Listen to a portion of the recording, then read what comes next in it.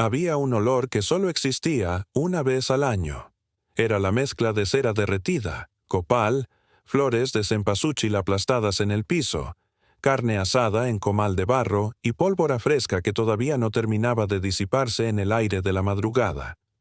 Ese olor era la fiesta patronal del barrio, y si creciste en cualquier colonia de México entre los años 50 y los 90, ese olor está grabado en alguna parte de ti que no tiene nombre. No en la memoria exactamente, más adentro, en ese lugar donde viven las cosas que te formaron sin que te dieras cuenta. Esta es la historia de esa semana, de lo que era, de lo que sostenía, de cómo se fue apagando, y de todo lo que se llevó consigo cuando se fue.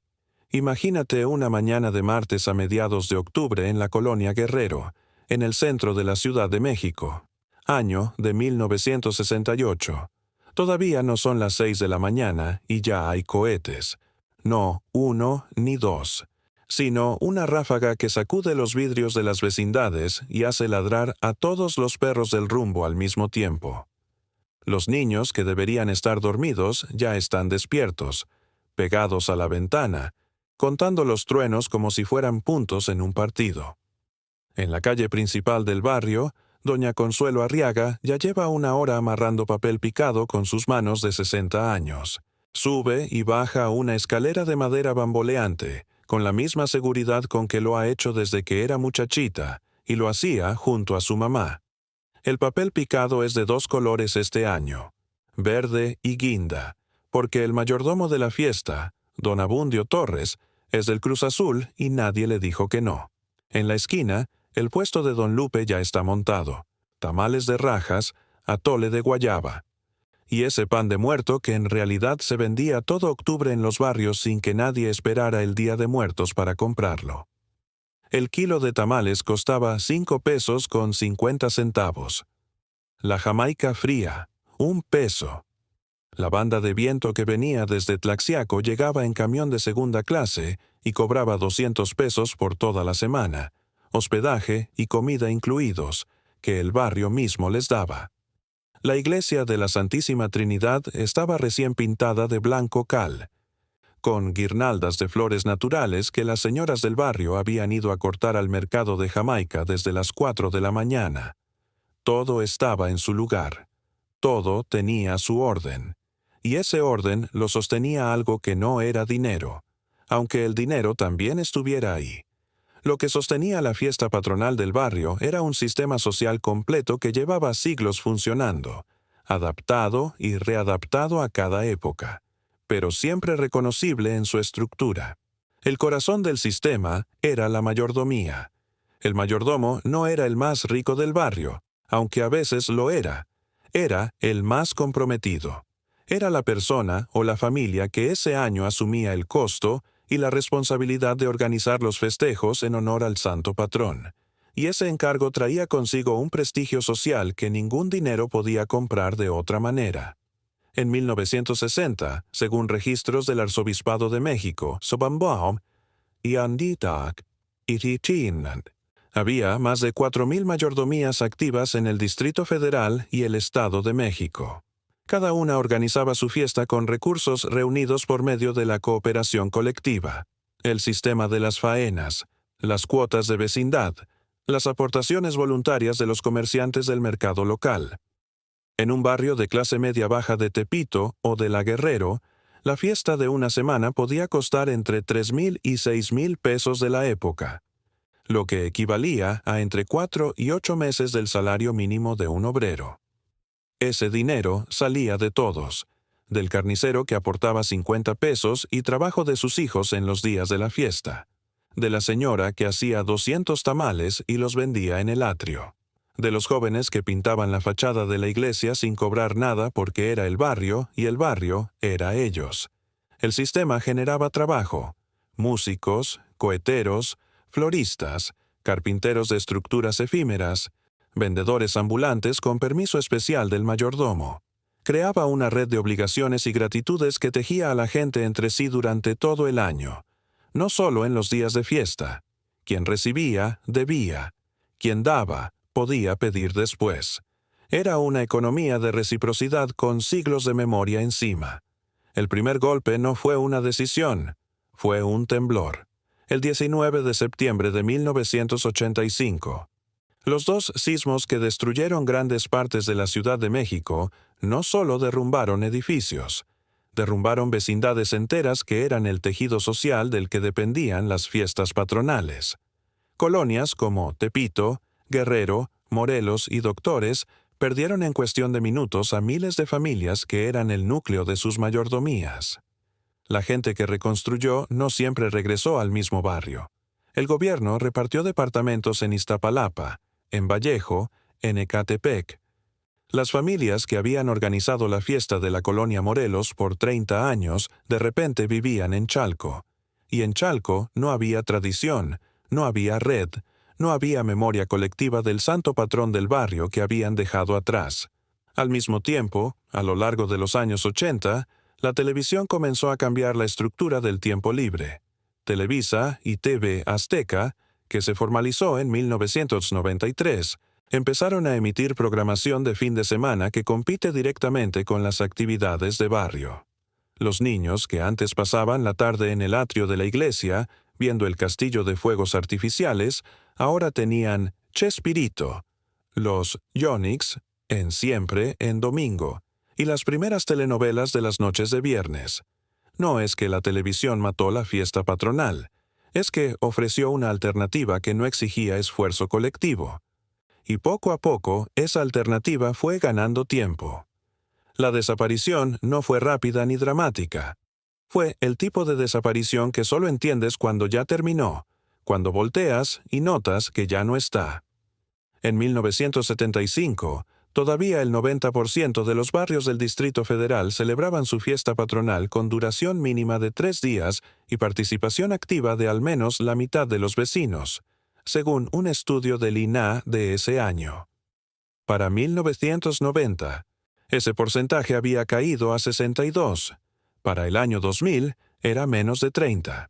Lo que fue pasando en esas 2 décadas se puede contar barrio por barrio. En la colonia Santa María la Ribera, la fiesta que duraba 8 días con jaripeo, baile popular y misa solemne con mariachi de 40 músicos se fue reduciendo a 6 días, luego a 4, luego a un fin de semana, luego a una misa y un puesto de carnitas en el atrio. En la colonia Peralvillo, el mayordomo de 1988, don Jesús Barragán, fue el último que logró reunir cuotas de más de 200 familias del barrio. Su hijo, que intentó asumir el cargo en 1995, reunió 43. Los músicos que antes vivían del circuito de fiestas patronales del Distrito Federal empezaron a emigrar hacia bodas, quinceañeras, eventos corporativos. Los coheteros artesanales de Tultepec, que habían crecido haciendo castillos para las parroquias, comenzaron a contratar para el gobierno y los espectáculos privados. El espacio físico del atrio, que era el corazón de la fiesta, fue transformándose. Rejas nuevas, horarios de cierre, vecinos que ya no eran vecinos de toda la vida, sino inquilinos de paso que llegaron después y no conocían al santo patrón, ni tenían por qué quererlo. Lo que se perdió con la fiesta patronal no fue solamente la fiesta. Eso sería demasiado fácil de decir y demasiado fácil de olvidar. Lo que se perdió fue la tecnología social más antigua que tenía el barrio mexicano para conocerse a sí mismo. En una semana de fiesta patronal, un vecino de 50 años sabía el nombre de los hijos del panadero. Sabía que la señora del tercer piso era muy buena para bordar, pero muy mala para el chile. Sabía que el señor del local de reparación de zapatos había sido el mayordomo más generoso que había tenido el barrio en 30 años. Ese conocimiento mutuo no era sentimental. Era funcional. Era el capital social que permitía que cuando a alguien se le moría un familiar todos trajeran comida sin que nadie lo pidiera. Que cuando había un pleito entre vecinos hubiera alguien con autoridad moral para mediarlo.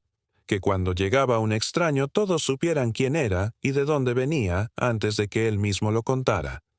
En contraste, hoy en día, Una encuesta de la UNAM publicada en 2019 encontró que el 67% de los habitantes de la Ciudad de México no conoce por su nombre a ninguno de sus vecinos inmediatos. Lo que se perdió también fue la continuidad generacional del hacer colectivo. Los niños que cargaban el anda del santo en procesión no estaban haciendo una actividad folclórica. Estaban aprendiendo que eran parte de algo más grande que su familia. Eso no se enseña en ningún salón de clases. Y el hecho de que hoy tengamos mejores hospitales, mejores carreteras y más canales de televisión no devuelve esa enseñanza. No porque la modernidad sea mala, sino porque hubo un costo que nadie cotizó antes de pagarlo.